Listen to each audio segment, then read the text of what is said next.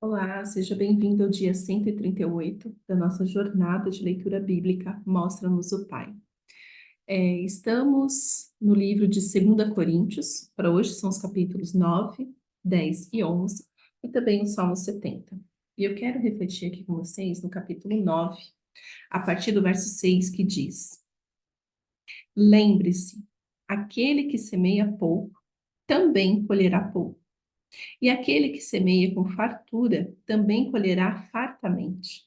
Cada um dê conforme determinou em seu coração, não com pesar ou por obrigação, pois Deus ama quem dá com alegria. E Deus é poderoso para fazer que toda a graça lhe seja acrescentada, para que em todas as coisas, em todo o tempo, tendo tudo o que é necessário, vocês transbordem em toda boa obra. Como está escrito, distribuiu, deu seus bens aos necessitados, a sua justiça dura para sempre. Aquele que supre a semente ao que semeia e o pão ao que come, também lhe suprirá e multiplicará a semente e fará crescer os frutos da sua justiça. Vocês serão enriquecidos de todas as formas, para que possam ser generosos em qualquer ocasião, e por nosso intermédio, a sua generosidade resulte em ação de graças a Deus. O serviço ministerial que vocês estão realizando não está apenas suprindo as necessidades do povo de Deus, mas também transbordando em muitas expressões de gratidão a Deus.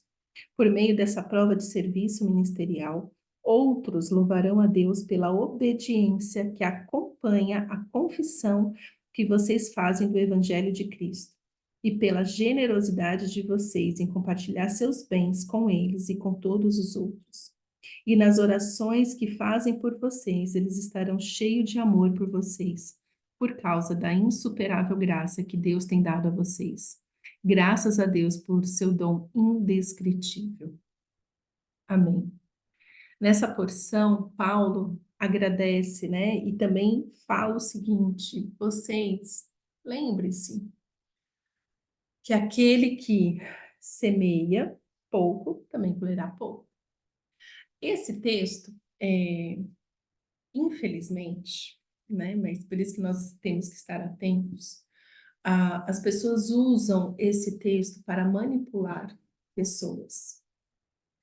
E nós precisamos estar atentos a isso. Não caia num discurso de dê tudo que você tem agora, porque o Senhor vai te dar depois. Não caia em discurso de homens. Mas tudo que você fizer, faça com discernimento, sabendo que o Senhor está te levando para este lugar. Que o Senhor está te levando a abençoar alguém financeiramente.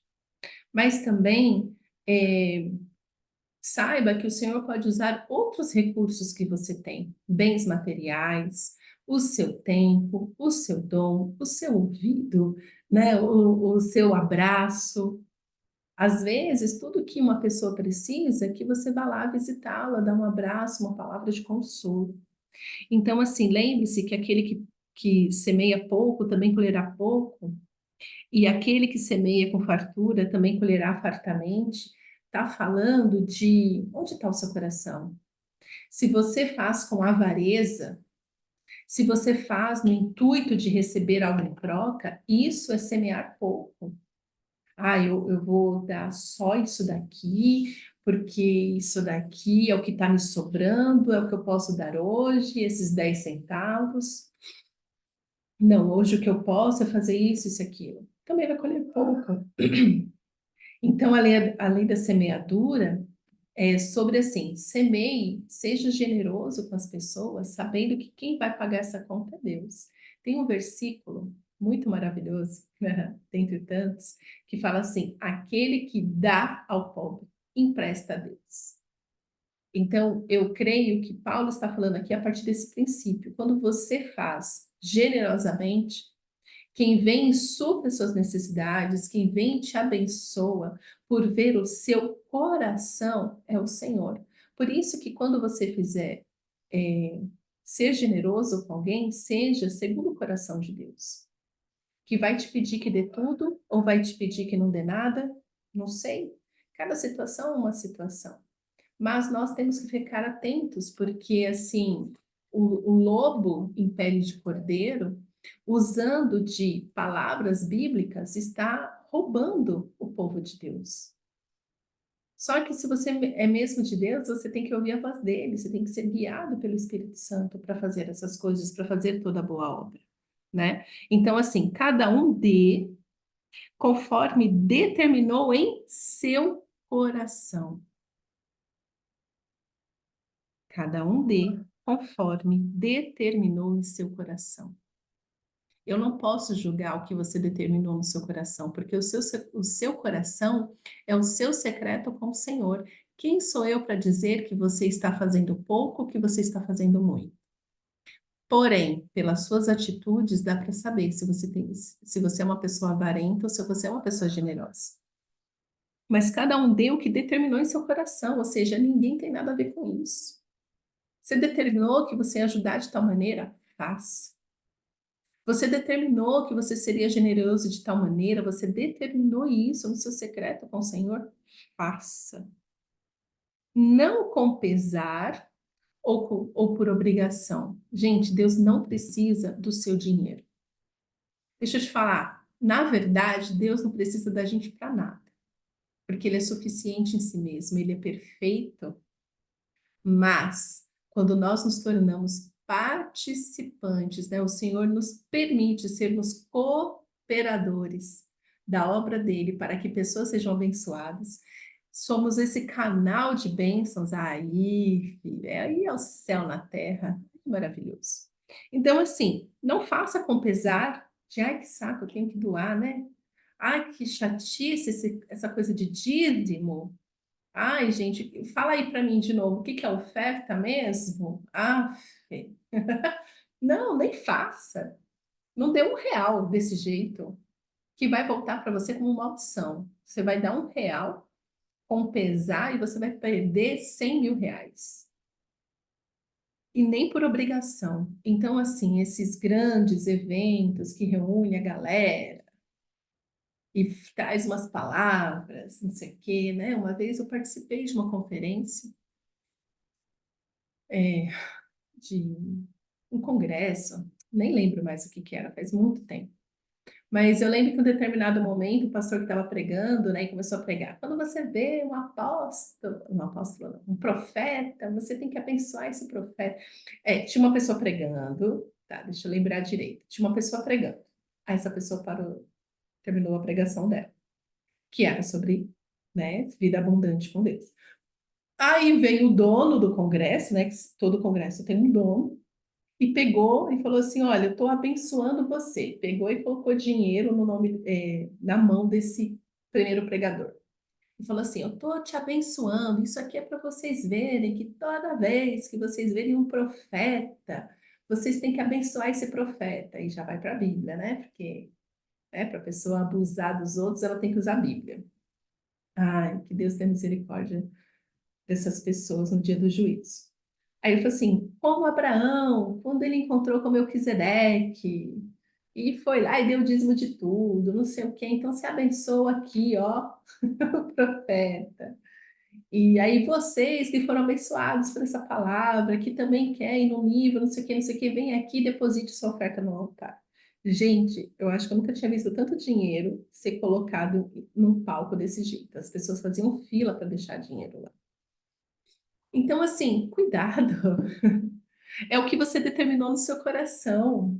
Se você vai para um lugar desse e se sente impelido a fazer porque outros estão fazendo ali na hora, terminou no seu coração. Isso não subiu aos céus como uma oferta agradável a Deus. Porque Jesus nos alerta, aquilo que você fizer em secreto, é secreto. O Pai que o vê vai te abençoar em público. É o Pai que te vê. Por isso é o que você determinou no seu coração. Entendeu? Agora você vai para esses eventos e blá blá blá. Ou então você está num culto e começa, não sei o quê, e se sente obrigado a fazer, porque está todo mundo fazendo, o Senhor não recebeu sua oferta, tá? Se eu fosse você, eu já me arrependeria. Senhor, me perdoa todas as vezes que eu ofertei por obrigação ou com pesar, Porque certamente, se você foi lá e ofertou, você não recebeu nada depois disso, né? Então, assim, reveja a motivação do seu coração, né? Pois Deus ama quem dá com alegria. Só dá com alegria aquela pessoa que ali no secreto determinou no seu coração, chegou a um acordo com o Senhor e falou: Senhor, eu vou abençoar porque eu te amo, porque o Senhor é o Deus da minha provisão. Quanto mais eu der, eu sei que o Senhor vai me sustentar. Então, assim, muitas pessoas falam assim: ah, eu não tenho dinheiro para o dízimo. Se eu der o dízimo, não vai sobrar dinheiro para outras coisas. Ué, o que adianta? Do que adianta? Não, eu dou o dízimo porque eu sei quem é o Deus da minha provisão. Eu não dou o dízimo para barganhar, mas eu dou com alegria porque é reconhecer o Senhor em todos os meus caminhos e Deus é bom. Eu oferto por quê? Porque é o coração do Senhor é generoso. Então dá com alegria. Se você dá porque você quer barganhar com Deus, porque te ensinaram a matemática, que quando você dá 10 ele te devolve 100. E por causa da matemática você tem ofertado, e por isso que a sua vida não vai para frente. Simples assim. Por quê? Porque você ouviu mais a homens do que leu a Bíblia. E a palavra de Deus diz: dá com alegria. Por quê? Porque Deus não precisa do seu dinheiro. O Senhor sempre vai abençoar a obra dele, que é a obra dele. O ministério sempre será abençoado por Deus. Ministério que acaba por falta de recursos. Ministério que acaba. Aí é com muita ousadia que eu falo isso, tá? Mas ministérios que acabam por falta de recursos, está na hora de rever a motivação pelo qual esse ministério está feito.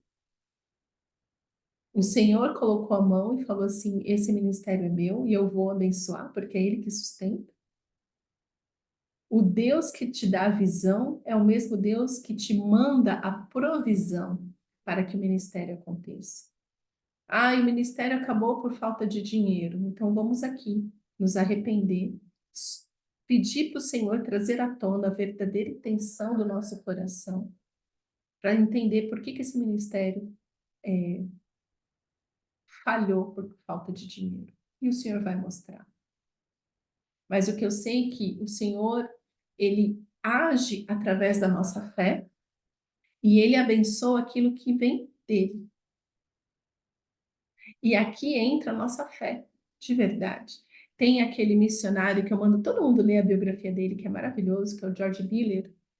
E a história dele me impactou muito, porque assim, a história dele é uma situação da pós-Primeira Guerra Mundial, ali na Europa, onde havia, os pais tinham morrido, o pai tinha morrido, a mãe tinha que trabalhar e tinha muita criança na rua, muita criança abandonada na rua.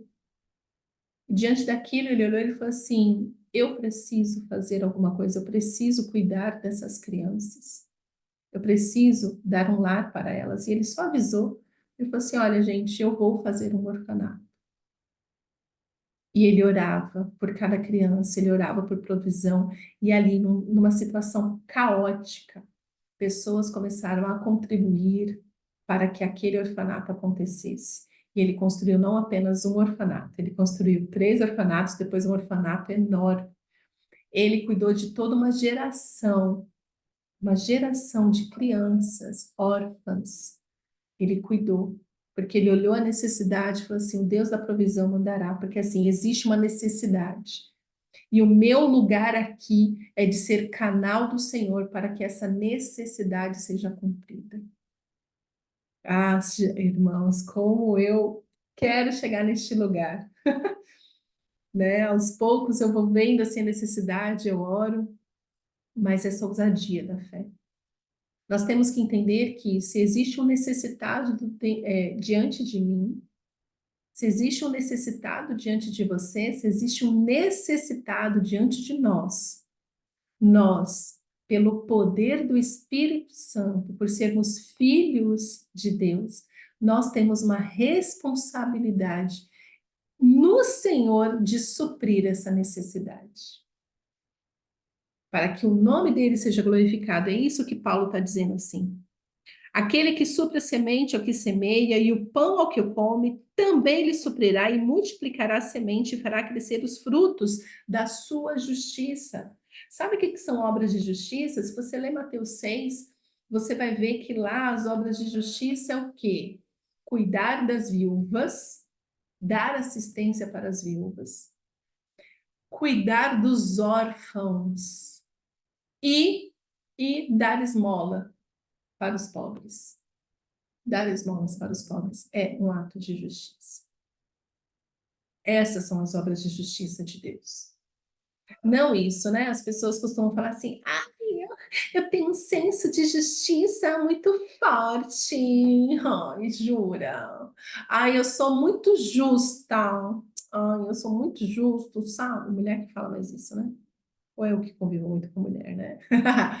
Ai, eu sou muito justa. Quando vejo uma injustiça, não sei o quê, nananana. As obras de justiça de Deus são essas. Quando você vê o necessitado diante de você, no Senhor você tem, por amor ao Senhor, a obrigação de suprir, de ser um canal que o Senhor usará para suprir essa necessidade. E tudo começa com seus olhos bem abertos ao seu redor, para enxergar quem são os necessitados.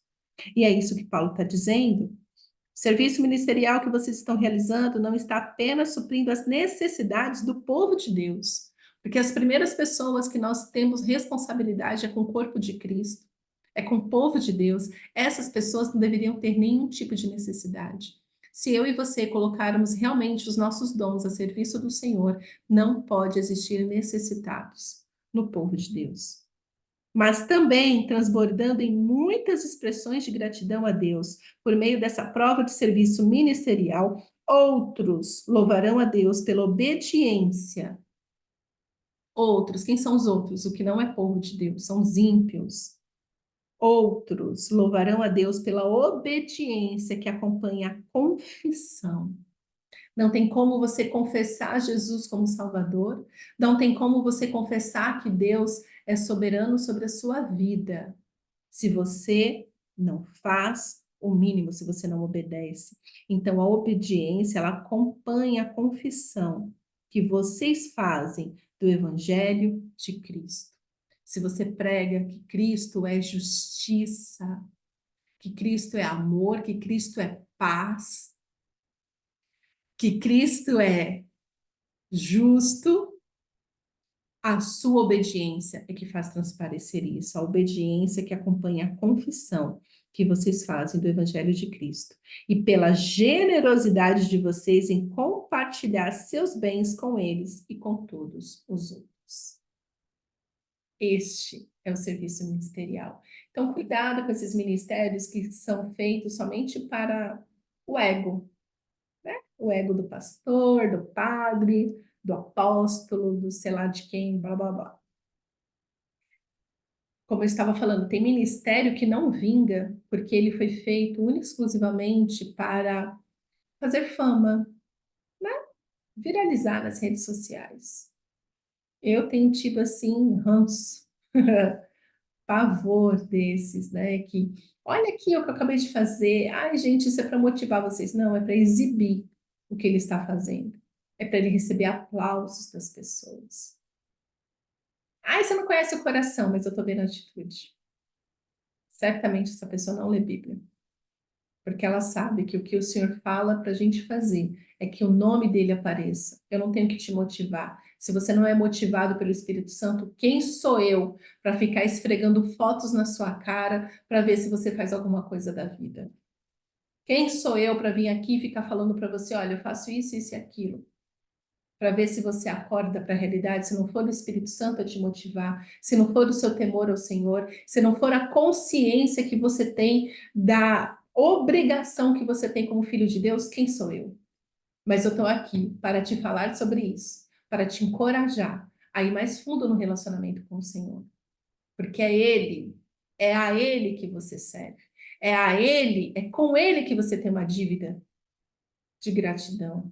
E por amor a Ele, por obediência ao que você confessa do Evangelho de Cristo, você tem que ir lá e fazer. Não para ficar postando fotos em redes sociais, não para viralizar, não para ter curtidas. mas pela consciência que aquele que te chamou, aquele que te supre, te coloca em lugares estratégicos para que você olhe as necessidades ao seu redor e seja um canal de bênção para que essas necessidades sejam supridas, para a honra e glória do Senhor Jesus e de Deus, o nosso Pai. Amém? Pai, obrigada pela tua palavra. Que sejamos, Senhor, generosos como o Senhor é. Que possamos, ó Pai, realmente ter os nossos olhos abertos para identificar quais são, Senhor, as necessidades das pessoas ao nosso redor.